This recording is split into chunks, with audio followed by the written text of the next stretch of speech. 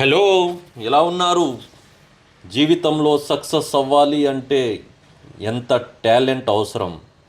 జీవితంలో సక్సెస్ అవ్వడానికి అవసరం పడే టాలెంట్ ఎంత? How much required talent for success? నా ప్రశ్న మీకే.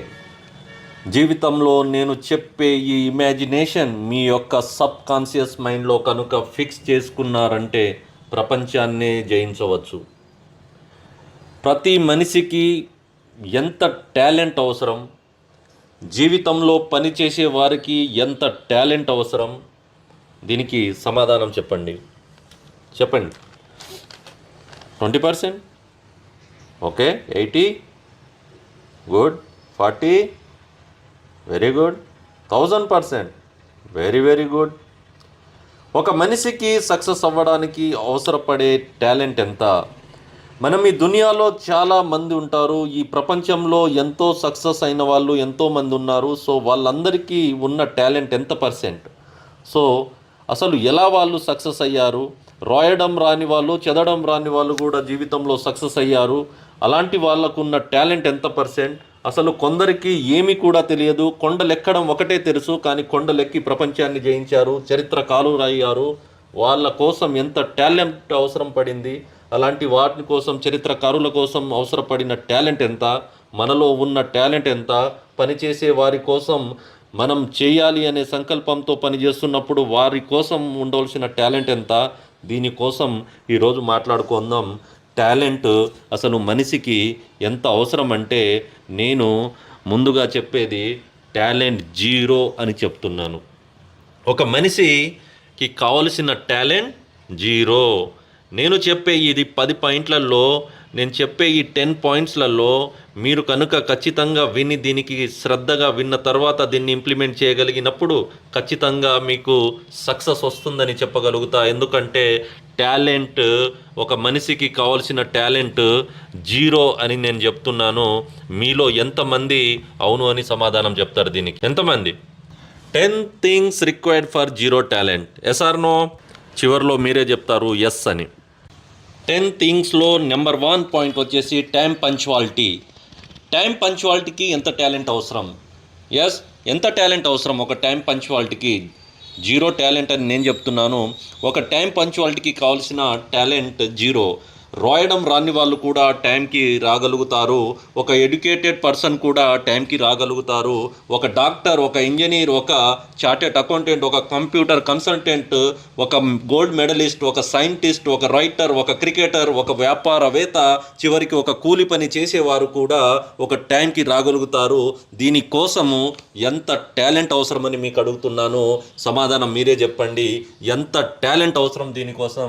నేను చెప్పేది జీరో టాలెంట్. టైం పంక్చువాలిటీకి కావాల్సింది జీరో టాలెంట్. టైం పంక్చువాలిటీ జీవితంలో వాడుకున్నారంటే ప్రపంచాన్నే మీరు జయించవచ్చు. టైం పంక్చువాలిటీలో ఫాలో అయ్యారా? కరెక్ట్గా దీనికి వాడుకున్నారా? దీనికి కోసం ప్రతి నిమిషం కూడా మీరు పాటుపడి ఈ యొక్క టైం పంక్చువాలిటీని కనుక కరెక్ట్గా ఫాలో అయ్యారంటే ఎలాంటి ఎదుర్కొన్న సమస్యలను కూడా మీరు దాటి కూడా మీరు ప్రపంచాన్ని జయించవచ్చు. దీనికి ఎలాంటి డిగ్రీ అవసరం లేదు, ఎలాంటి డిగ్రీ చేయవలసిన అవసరం లేదు.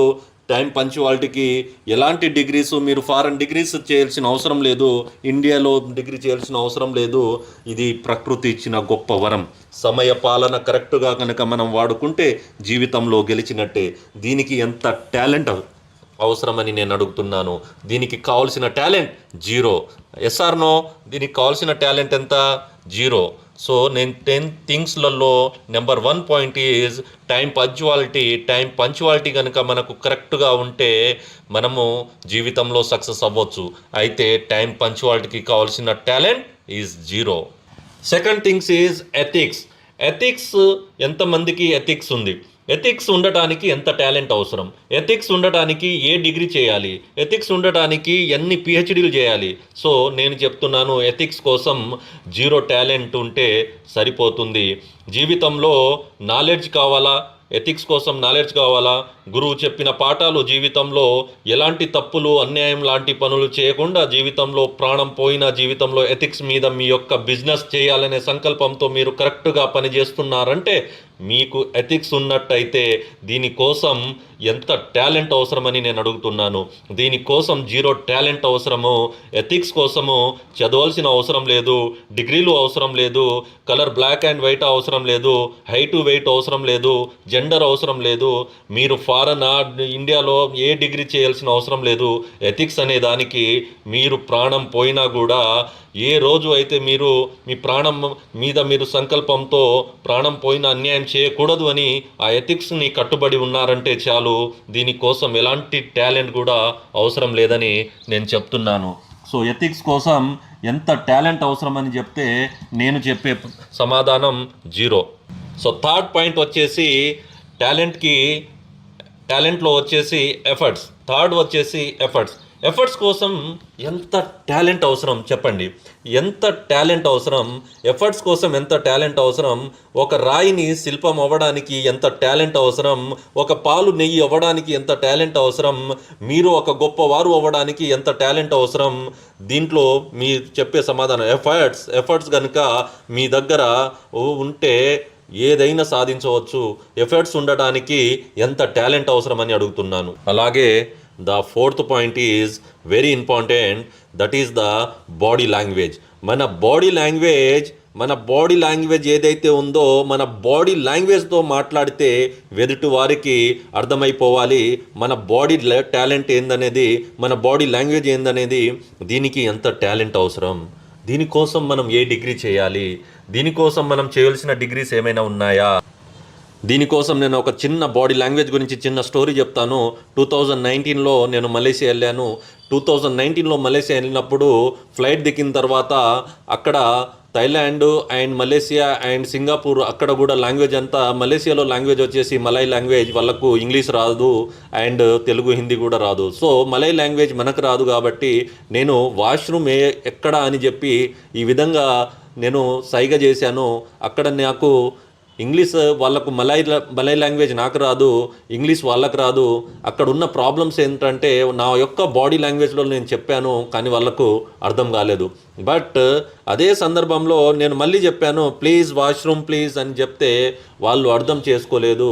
మళ్ళీ నేను చాలా గట్టిగా అరే వాష్రూమ్ కిదర్ హే జల్దీతో బతాదే ఆప్ జల్దీ జానే కా హే అని నేను ఎక్స్ప్రెషన్ ఇచ్చి నేను వాళ్ళకి చెప్పేసరికి go go go go go go. So that is the body language.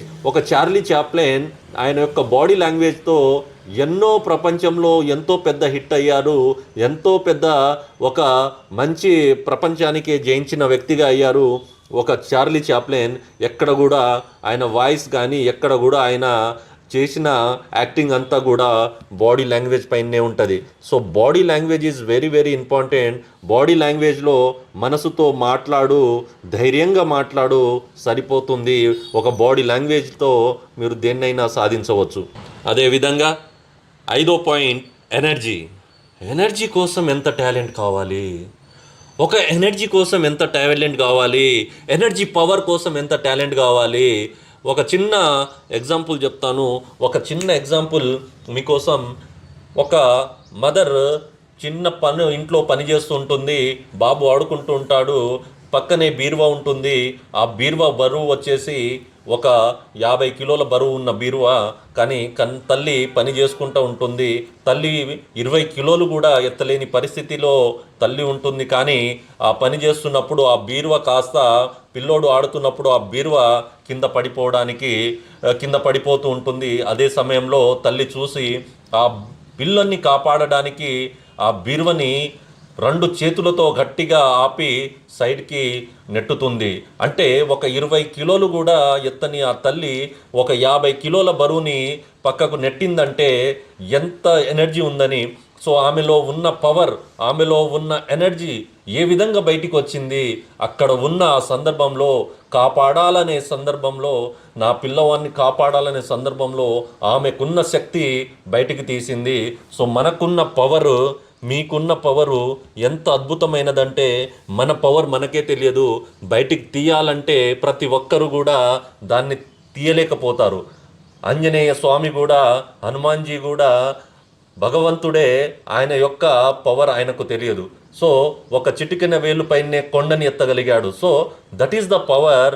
So మన పవర్ అనేది ఎప్పుడైతే మనకు ఎదురుగా ఉన్నప్పుడు, మనకెప్పుడైతే ఆపద వచ్చినప్పుడు ఆ పవరు మనలో నుంచి ఆటోమేటిక్గా బయటికి వస్తుంది. దీనికోసం ఎంత టాలెంట్ అవసరమో చెప్పండి. దీనికోసం ఎంత టాలెంట్ మనకు అవసరం పడుతుందో మీరే చెప్పండి. నేను చెప్తున్నాను, దీనికోసం 0 టాలెంట్ అవసరమని నేను చెప్తున్నాను. యాటిట్యూడ్, పాజిటివ్ యాటిట్యూడ్ ఉండటానికి నెంబర్ 6 పాయింట్ ఈజ్ యాటిట్యూడ్ ఉండటానికి ఎన్ని డిగ్రీలు చేయాలి, ఎన్ని డిగ్రీలు చేస్తే మనకు యాటిట్యూడ్ వస్తుంది. ఒక చిన్న స్టోరీ, దావీదు గోల్వాతు అని ఒక చిన్న స్టోరీ. దావీద్ అనే చిన్న బాలుడు గోల్వాతు అనే ఒక భయంకరమైన రాక్షసుడు. కానీ ఇక్కడ యాటిట్యూడ్ చూడండి. ఇద్దరి మధ్యలో ఆ చిన్న బాలుడు ఆయన దగ్గర ఉన్న చిన్న బాణంతో ఆ యొక్క రాక్షసుని కొట్టాలని ప్రయత్నిస్తాడు. పక్కనే ఉన్న ఆ ఊరి యొక్క మనిషి ఆ బాలునితో ఈ విధంగా అంటాడు, ఆ యొక్క భయంకరమైన రాక్షసుని నీ యొక్క చిన్న చిన్న బాణాలతో ఆయనకు కొడితే ఆయనకు ఎక్కడ తాకుతుంది అని చెప్తే, ఆ యాటిట్యూడ్ ఆ బాలుడు ఈ విధంగా అంటాడు, ఆయన పెద్ద భయంకరమైన రాక్షసుడు కదా, నేను కొట్టే ప్రతి బాణం కూడా తాకుతుంది, నేను కొట్టే ఒక్క బాణం కూడా ఫెయిల్ అవ్వదు, ప్రతి బాణం కూడా ఆయనకెళ్ళి తాకుతుంది, ఎందుకంటే ఆయన అంత భయంకరంగా ఉన్నాడు కాబట్టి నేను కొట్టే ప్రతి బాణం ఎక్కడ కొట్టినా ఆయనకు తాకుతుందని సమాధానం అంటాడు. సో ఇక్కడ యాటిట్యూడ్ అనేది వెరీ వెరీ ఇంపార్టెంట్. యాటిట్యూడ్ అనేది very very important. So attitude ఏ విధంగా ఉండాలనేది మన మీద డిపెండ్ అయి ఉంటుంది. చిన్నప్పుడు ఒక స్టోరీ వినే ఉంటారు, ఆదూరి, ఒక లెసన్ 5th క్లాస్లో ఉంటుంది, రాజా మంత్రి. సో రాజా ఆ స్టోరీలో రాజాకి బొటనవేళ్ళు తెగిపోతుంది. మంత్రి ఈ విధంగా అంటాడు, రాజా అంటాడు, మేరా అంగుటి కట్ గయి, అంటే నా బొటనవేళ్ళు కట్ అయిపోయింది. ఆ మంత్రి అంటాడు, రాజాగారు ఇదంతా మన మంచికే అంటారు.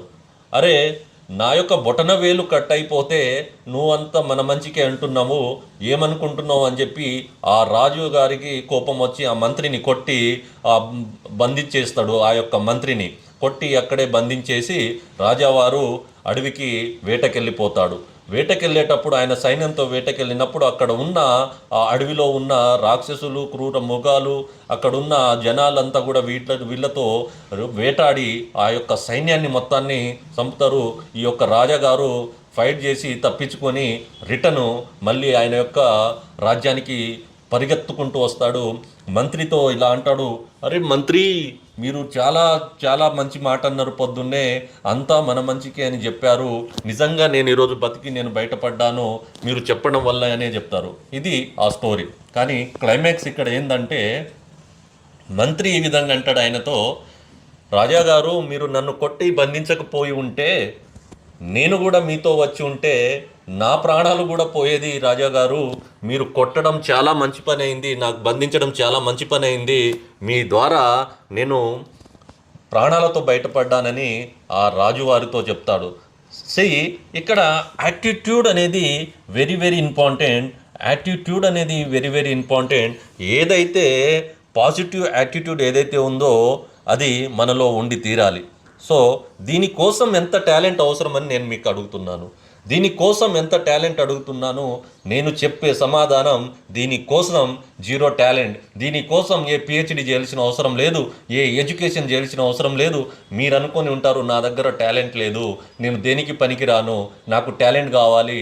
ఆయన గొప్పవాడయ్యాడు, ఆయన టాలెంట్ ఉంది కాబట్టి సక్సెస్ అయ్యాడు, ఆయన టాలెంట్ ఉంది కాబట్టి బిజినెస్ చేయగలుగుతున్నారు, ఆయన టాలెంట్ ఉంది కాబట్టి ఈరోజు టాప్ లెవెల్లో పర్ఫామ్ చేస్తున్నారు అని ఎప్పుడు అనుకోవద్దు. మీలో ఉన్న టాలెంట్ దీనికి డిగ్రీతో సంబంధం లేదు, దీనికి ఎలాంటి పిహెచ్డితో సంబంధం లేదు, ఎలాంటి జెండర్తో సంబంధం లేదు.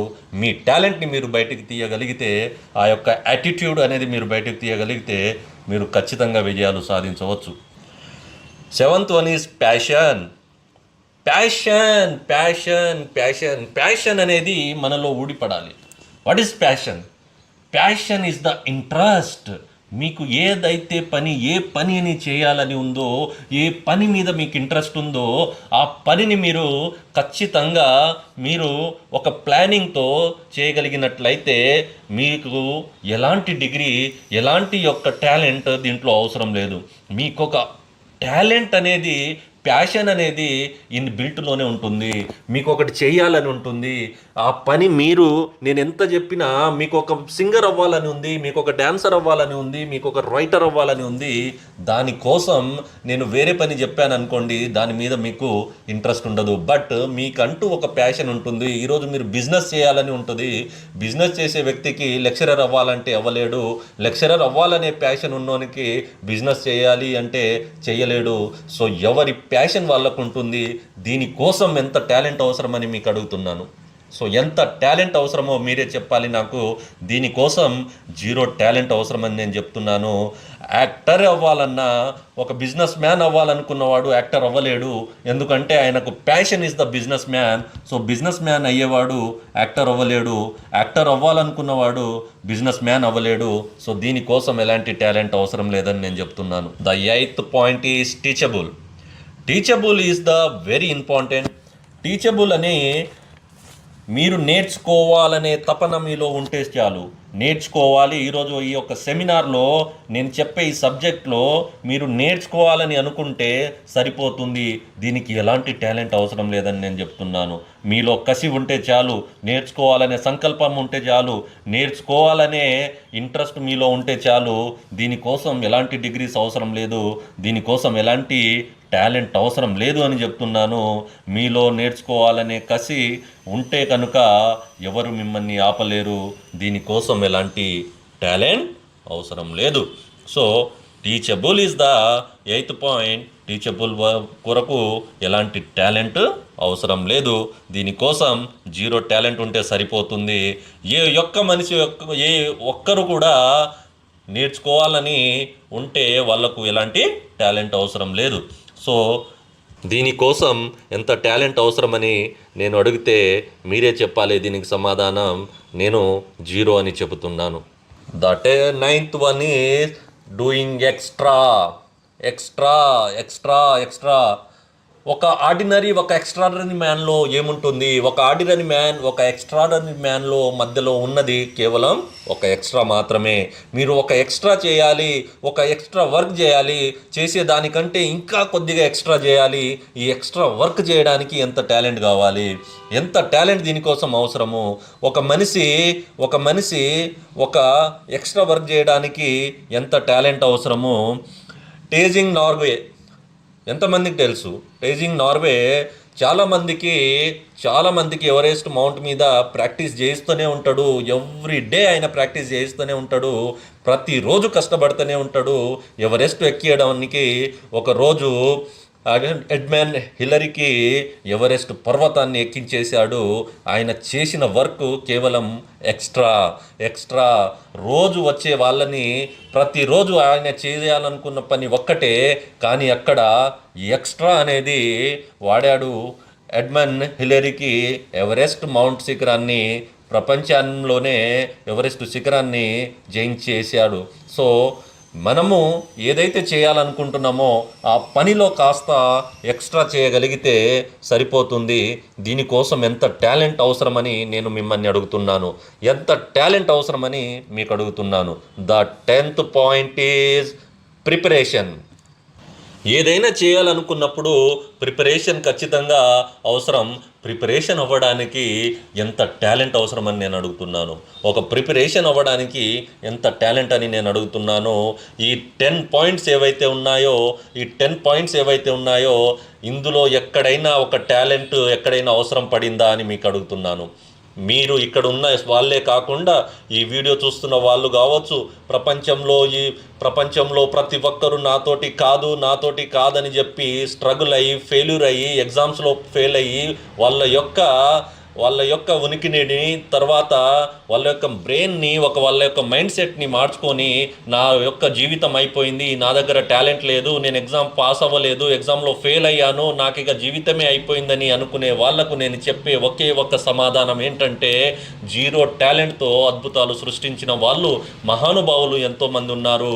అలాంటి వాళ్ళు ఎంతోమందిని మనము చదివే ఉంటాం, చూసే ఉంటాము. సో మన కళ్ళ ముందే సక్సెస్ అవుతున్న వాళ్ళల్లో కూడా ఎంత టాలెంట్ ఉందని మీరు అబ్జర్వ్ చేయండి. ఎలాంటి కాంపిటీషన్ ఎగ్జామ్స్లోనైనా, ఎలాంటి సబ్జెక్ట్లోనైనా, ఎలాంటి మీరు ఎక్కడ కూడా ఫెయిల్ అయినా కూడా మీరు డిసిషన్ అనేది నాతోటి కాదు, నా దగ్గర టాలెంట్ లేదని మీరు ఎప్పుడు అనుకోవద్దు. జీవితంలో సక్సెస్ అవ్వడానికి టాలెంట్ అవసరం లేదు. మన దగ్గర టాలెంట్ కాకుండా ఈ 10 పాయింట్స్ ఏవైతే ఉన్నాయో ఆల్రెడీ భగవంతుడు మనకు ఇన్బిల్ట్ చిప్ పెట్టి పంపించేశాడు కిందికి. కానీ మనం దీన్ని ఇంప్లిమెంట్ చేయటం లేదు. దీనికి ఇంప్లిమెంట్ చేయడానికి మనకు ఎవరో ఒకరు వచ్చి చెప్పాలా? ఎవరో ఒకరు వచ్చి చెప్తే కానీ మనం ఇంప్లిమెంట్ చేయలేమా?